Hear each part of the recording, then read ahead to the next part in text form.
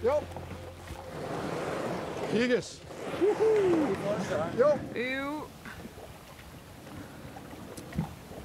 Allee, ja, bedankt. Ja. Oh ja, dankjewel.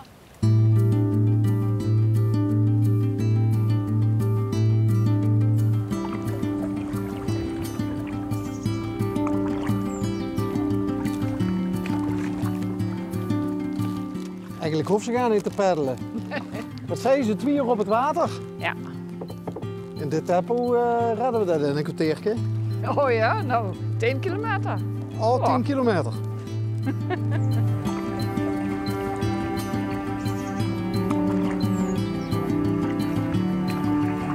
Nou Bas, heb ik eens metgenomen de roer op. Wat vind je ervan? Nou, wat vind ik ervan? De Vuls Direct. De vrijheid van op het water zitten en de rust en de natuur. Heerlijk hè?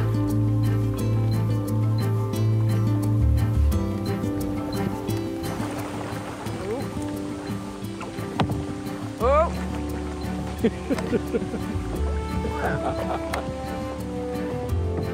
Zo, daar zitten ze vast. Die zitten echt vast. Oh, ze zitten wel. En die gaten erin, waar zien die van? Ja, eigenlijk wat het meest die zus is de oeverzwaluw. Maar die zijn waarschijnlijk al naar het zuiden vertrokken. Maar die grotere gaten, dat is zelfs van een hele bijzondere, dat is van de bijeneter. En de bijeneter is eigenlijk een grote ijsvogel qua kleuren. Oké. Echt heel schoon beest.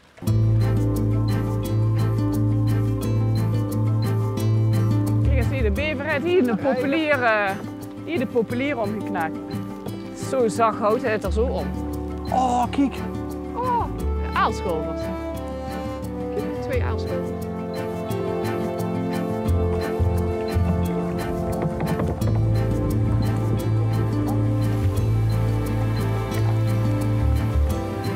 De hoer ontspringt in Bels.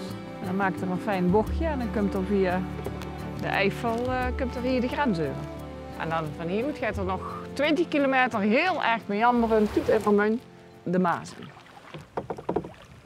Nou, nu komen we op een stuk roer wat echt heel erg meandert. En hier voor dit stuk, over een jaar of 10, breekt hier de roer door.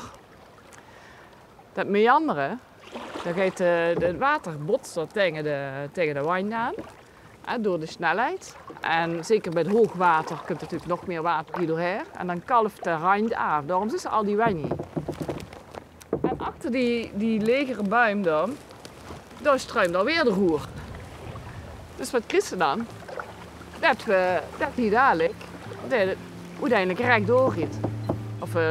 Ja, maar dit ganse stuk land dat verdwijnt straks. Ja, dit is nu een gemeente geworden en in 15 jaar tijd is er 30 meter land weggeslagen in deze bochten.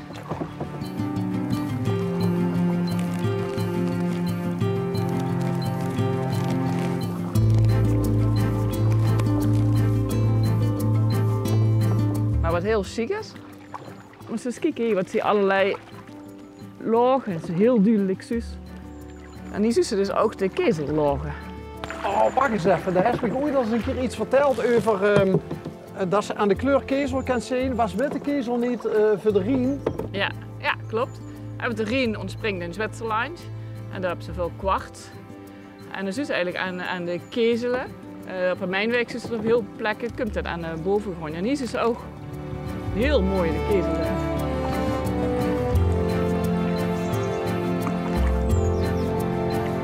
Mag even, man. Wat zal ik doen? Ja, dat gaat.